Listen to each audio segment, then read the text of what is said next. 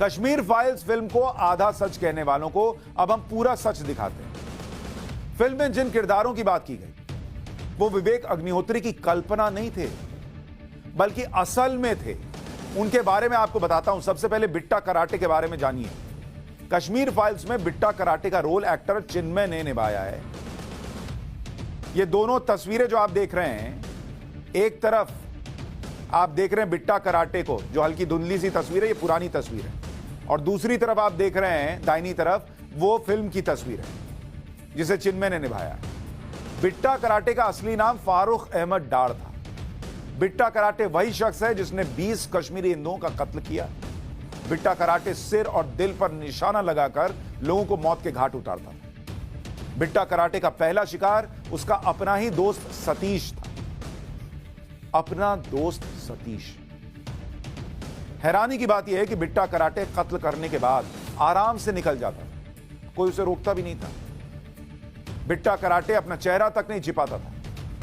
Bitta karate को 1990 में public safety act के तहत गिरफ्तार किया गया।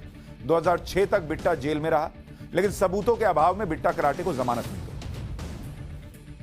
2017 में आतंकियों को फंडिंग के मामले में एनआईए ने उससे पूछताछ की। फिलहाल बिट्टा कराटे कश्मीर में रह रहा। सोचिए, फिल्म कश्मीर फाइल्स में एक कॉलेज प्रोफेसर का किरदार भी दिखाया गया है।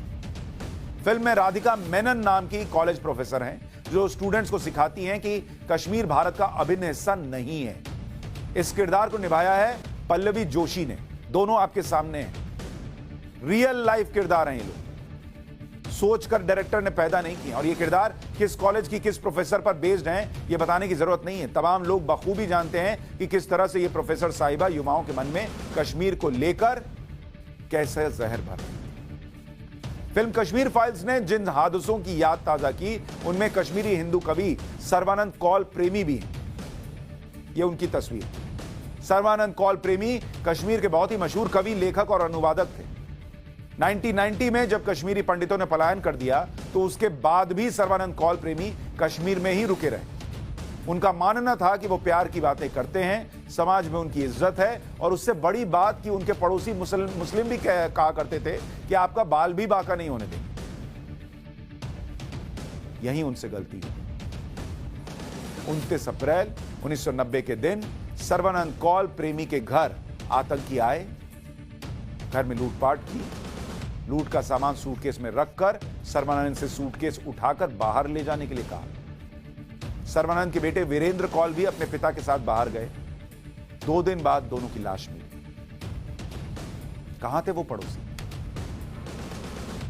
आतंकियों की हैवानियत इस बात से समझिए कि सर्बानंद कौल माथे पर जिस तरह तिलक लगाते थे, वहां लोहे की रॉड से छेद कर दिया गया था। वहां की चमड़ी निकाल ली गई थी। कोई नहीं आया मदद करने, जिनके भरोसे वो रुक गए थे। फिल्म कश्मीर फाइल्स ने यासिन मलिक के काले कारनामे का चैप्टर भी खोला। यासिन मलिक पर एयरफोर्स के 4 जवानों की हत्या का आरोप। कश्मीर फाइल्स फिल्म में यह घटना भी दिखाई गई। 25 जनवरी 1990 को श्रीनगर के बाहरी इलाके रावलपुरा में आतंकियों ने एयरफोर्स के जवानों पर हमला कर दिया। इस घटना में 40 लोग घायल हुए, 4 जवान शहीद हुए। एयरफोर्स जवान एयरपोर्ट जाने के लिए बस का इंतजार कर रहे थे, तभी आतंकियों ने उन पर हमला किया था। मलिक पर, यासिन मलिक पर एयरफोर्स के जवानों पर घातक हमले की साजिश का आरोप है। इस मामले में जम्मू की टाडा कोर्ट में यासिन मलिक समेत 6 आतंकियों के खिलाफ आरोप भी तय हो चुके हैं। ऐसे हत्यारे के साथ कांग्रेस सरकार के दौर में प्रधानमंत्री मनमोहन सिंह हाथ मिला रहे थे। प्रधानमंत्री आवास बुलाकर मुलाकात कर रहे थे। 1990 में कश्मीरी पंडितों के पलायन के दौरान जो सबसे खौफनाक वारदात हुई थी, वो गिरिजा टिक्कू के साथ हुई थी।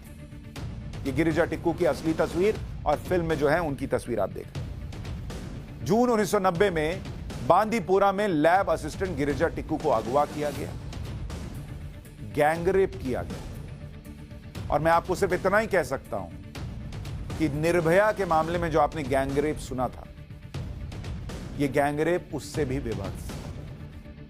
और उसके बाद आरे से काट दिया गया गिरिजा टिक्कू को। गिरिजा टिक्कू 11 जून 1990 को अपनी सैलरी लेने के लिए कॉलेज गई थी। 5 आतंकियों ने गिरिजा टिक्कू को किडनैप किया, गैंगरेप किया और उसके बाद जिंदा आरे से चीर दिया। रिपोर्ट कहती थी कि जब उन्हें आरे से चीरा गया, 2 टुकड़े किए गए, उस वक्त वो जिंदा थे। आतंकियों का मकसद इस वारदात से कश्मीरी हिंदुओं के दिल में दहशत पैदा करने का था। और कुछ लोग कहते हैं आधा सच दिखाया, क्योंकि जो पूरा सच है ना, वो उनको सूट नहीं करता। अफसोस इतना है कि 32 साल के बाद जब आखिरकार कश्मीरी हिंदुओं का दर्द बाहर आया, जिसको देखकर इस देश का हर एक नागरिक रो रहा है थिएटर से निकलते वक्त, उस वक्त भी इस देश के कुछ नेता इस दर्द को महसूस नहीं करता। तब तो नहीं किया था, अब भी नहीं कर पाए, क्योंकि यह दर्द उनके एजेंडे में सेट नहीं होता। शुक्र मनाइए, कम से कम इस देश की भावनाओं में वो दर्द सेट हो रहा है। लोग देख रहे हैं, रो रहे हैं और अपनी गलती भी मान रहे हैं कि काश उस वक्त खड़े हुए।